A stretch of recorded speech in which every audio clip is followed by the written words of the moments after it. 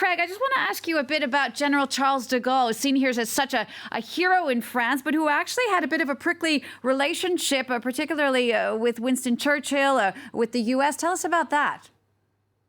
There are a number of individuals with prickly personalities involved in this campaign, as was mentioned earlier, Montgomery being one of them, Patton another.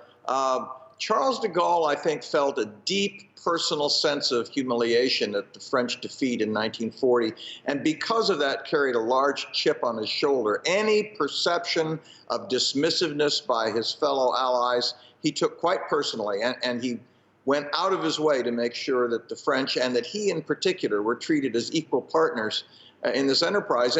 And because there was a difficult relationship, especially with Churchill, he was kept out of the loop. He was not informed during the planning or even until the very eve of the invasion that this was going to take place. And he took terrible offense at that. You were invading my country, a government that I represent. You didn't even tell me what was going on. He found that absolutely outrageous. Part of that he brought upon himself by his defensive personality, but part of it too was simply distrust on the part of particularly Winston Churchill, but the Anglo-American allies generally, that would it be wise to share all this information with him? Would everyone in the Free French organization be able to keep that secret? It was a closely held secret anyway, but that's a question that historians have revisited more than once.